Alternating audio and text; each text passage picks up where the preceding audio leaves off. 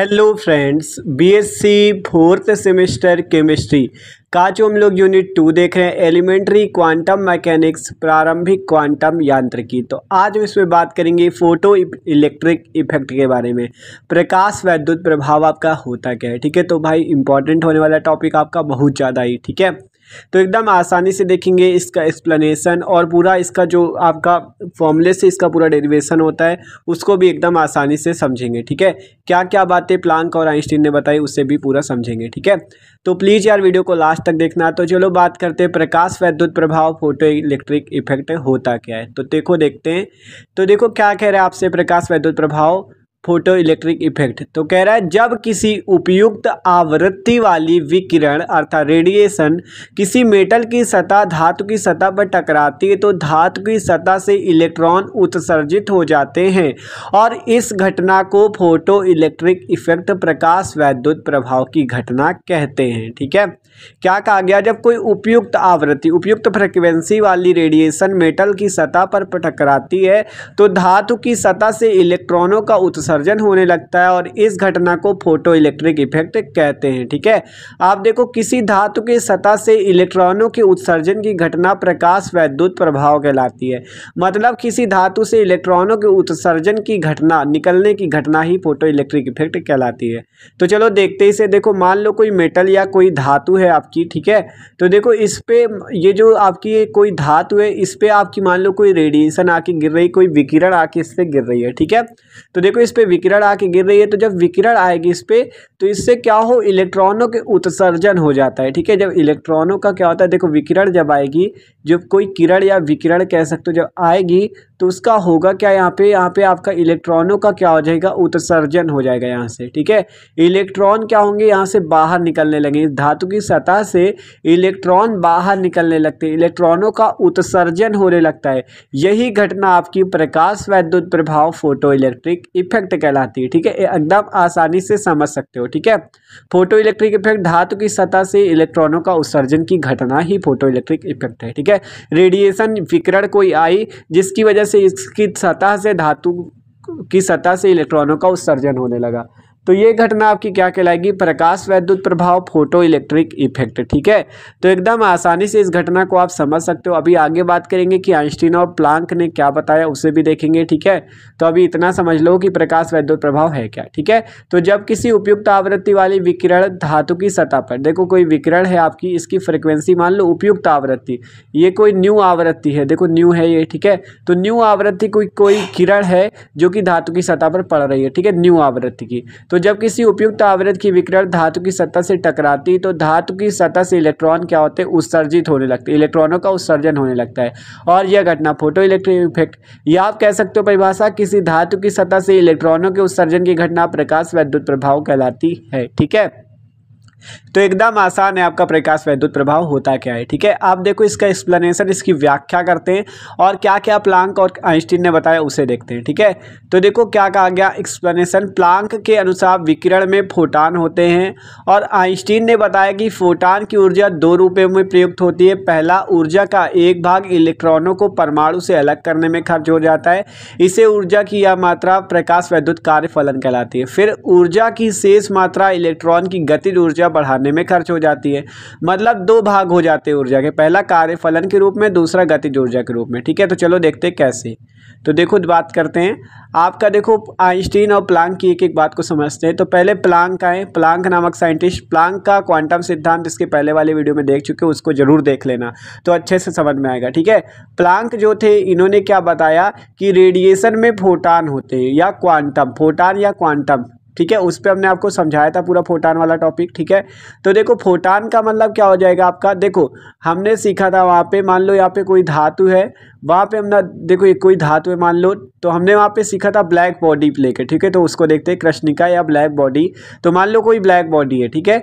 तो कोई black body जब उस पर रेडिएशन आके पड़ती है तो उससे क्या होता है, उससे इलेक्ट्रॉन क्या हो जाते हैं, बाहर निकलने लगते हैं, ठीक है। इलेक्ट्रॉन बाहर निकलने लगते हैं या कह सकते हो ऊर्जा बाहर निकलने लगती है और ऊर्जा का जो प्रवाह होता है वो कंटिन्यूअस नहीं होता, वो क्या होता है आपका ऊर्जा के छोटे छोटे बंडलों के रूप में होता है। प्रकाश ऊर्जा के छोटे छोटे बंडलों के रूप में होता है, और जिससे क्या कहते हैं हम लोग, फोटान या क्वांटम कहते हैं। ठीक है, मतलब इसका प्रवाह या इसका जो निकलना होता है प्रकाश का, वो एकदम से नहीं होता, मतलब कंटिन्यूअस नहीं होता। ठीक है, आप दोबारा इस देखो, इसके बाद कौन है, आइंस्टीन। तो ये वाला क्वांटम वाला जरूर आप देख लेना वीडियो, तो अच्छे से समझ में आएगा। ठीक है, तो आइंस्टीन आए, इसके बाद आइंस्टीन ने क्या बताया कि जो ऊर्जा ई है, आइंस्टीन ने क्या बताया, दो बातें बताई कि ऊर्जा ई दो पार्ट में डिवाइड हो जाती है। कौन कौन सा, पहला ये जो आपका धातु की सतह से इलेक्ट्रॉनों का उत्सर्जन बताया गया ना, तो देखो ये जो विकिरण इस पे पड़ रही है, तो देखो क्या कहा, प्लांक के अनुसार विकिरण में फोटान होते हैं, जैसा कि हमने आपको बताया। फिर आइंस्टीन ने बताया कि फोटान की ऊर्जा दो रूपों में प्रयुक्त होती है। पहला, ऊर्जा का एक भाग इलेक्ट्रॉन को परमाणु से अलग करने में। ऊर्जा का एक भाग कहा जाता है इस धातु से इलेक्ट्रॉन को अलग करने में। धातु से इलेक्ट्रॉनों के उत्सर्जन में पहला भाग ऊर्जा का चला जाता है। ठीक है, इलेक्ट्रॉनों को अलग करने में या इलेक्ट्रॉनों के उत्सर्जन में पहला भाग आपका जाता है। ऊर्जा की यह मात्रा प्रकाश वैद्युत कार्य फलन कहलाती, फोटो इलेक्ट्रिक वर्क फंक्शन कहलाती। ठीक है, फोटो इलेक्ट्रिक वर्क फंक्शन या प्रकाश वैद्युत कार्य फलन, इसे हम लोग W नॉट से प्रदर्शित करते हैं। W या W नॉट से आप प्रदर्शित कर सकते हो। इसे कहते हैं कार्य फलन, प्रकाश वैद्युत कार्य फलन, फोटो इलेक्ट्रिक वर्क फंक्शन। ठीक है, तो ये बात है, W नॉट से प्रदर्शित कर सकते हो। और देखो दूसरा भाग कहा जाता है, दूसरा भाग ऊर्जा का शेष मात्रा इलेक्ट्रॉन की गतिज ऊर्जा बढ़ाने में चली जाती है। ठीक है, गतिज ऊर्जा के रूप में खर्च हो जाती है। ठीक है, ऊर्जा की शेष मात्रा गतिज ऊर्जा K के रूप में खर्च हो जाती है। तो देखो यहाँ पे गतिज ऊर्जा K के रूप में खर्च हो जाएगी। ठीक है, तो ये क्या आपका K, काइनेटिक एनर्जी, गतिज ऊर्जा। ठीक है, गतिज ऊर्जा ये, तो यही दो बातें बताई आइंस्टीन ने कि पहला भाग कार्यफलन के रूप में, ठीक है, ऊर्जा का, और दूसरा भाग गतिज ऊर्जा के रूप में। ठीक है, एकदम आसानी से समझ सकते हो। आपका इलेक्ट्रॉनों के अलग करने में, इलेक्ट्रॉनों के उत्सर्जन में पहला भाग W नॉट के रूप में, और दूसरा भाग जो शेष ऊर्जा बची हुई होती है वो गतिज ऊर्जा के रूप में व्यय हो जाती, खर्च हो जाती है। ठीक है, तो चलो अब इसका पूरा डेरिवेशन करते हैं और इसका फॉर्मूला लाते हैं। तो देखो W नॉट इक्वल टू क्या हो जाएगा, यहाँ से H न्यू नॉट, ये फॉर्मूला होता है H न्यू नॉट। ठीक है, और प्लस K की वैल्यू तो आपको पता ही है, पढ़ते चले आ रहे हो, 1/2 mv स्क्वायर। ठीक है, हाफ mv स्क्वायर, ये K का मान होता है हाफ mv स्क्वायर। ठीक है, तो देखो जहाँ पे बात करें कि H क्या है, न्यू नॉट क्या है, M क्या है, V क्या है। ठीक है, तो यहाँ पे जो H है आपका, H क्या है, प्लांक कांस्टेंट है, प्लांक स्थिरांक या कह सकते हो प्लांक नियतांक है, जिसका मान 6.6 × 10⁻34 जूल सेकंड होता है। ठीक है, अब यहाँ पे न्यू नॉट क्या है, थ्रेशोल्ड फ्रीक्वेंसी, कह सकते हो देहली आवृत्ति, हिंदी में देहली आवृत्ति और इंग्लिश में थ्रेशोल्ड फ्रीक्वेंसी। ठीक है, थ्रेशोल्ड फ्रीक्वेंसी, तो ये तो थ्रेशोल्ड फ्रीक्वेंसी हो जाएगी, और या कह सकते हो देहली आवृत्ति। ठीक है, M आपका द्रव्यमान है और V आपका वेलोसिटी वेग है। ठीक है, M क्या है, द्रव्यमान इलेक्ट्रॉन का, V वेलोसिटी वेग है। ठीक है, तो ये बात है, इस पूरे फॉर्मूले को आप जनरेट कर सकते हो। तो देखो इतनी बात हुई आइंस्टीन और प्लांक के अनुसार। ठीक है, अब ये जो H न्यू नॉट, अगर इसको इधर ले ले तो माइनस का आ जाएगा, तो minus H new not plus 1/2 mv square. ठीक है, इतना आ जाएगा आसानी से। अब हमने इसके पहले वाले वीडियो जो प्लांक का क्वांटम सिद्धांत देखा, उसके अनुसार ऊर्जा क्या होती, E = H × न्यू। ठीक है, H न्यू के बराबर होती ऊर्जा, तो यहाँ पे हम E की जगह H न्यू लिख सकते हैं। ये प्लांक के क्वांटम सिद्धांत के अनुसार है। ठीक है, तो वो वाला वीडियो देखोगे तो समझ में आ जाएगा। तो E = हम यहाँ पे लिख सकते हैं H न्यू। ठीक है, तो H new minus H new not equal to क्या हो जाएगा, 1/2 mv स्क्वायर। ठीक है, इतना हो जाएगा H new minus H new not equal to 1/2 mv square. अब यहाँ से आप लिख सकते हो 1/2 mv square equal to H common ले लो, अंदर हो जाएगा न्यू माइनस न्यू नॉट। ठीक है, तो सॉरी माइनस होगा, तो न्यू माइनस न्यू नॉट आपका हो जाएगा। ठीक है, तो H कोष्ठ में न्यू माइनस न्यू नॉट, ये आपका क्या हो जाएगा, इसका पूरा फॉर्मूला प्रकाश वैद्युत प्रभाव का। ठीक है, तो देख सकते हो यहाँ पे न्यू आपकी फ्रिक्वेंसी है और न्यू नॉट आपकी threshold frequency, H Planck constant, M द्रव्यमान, V वेग।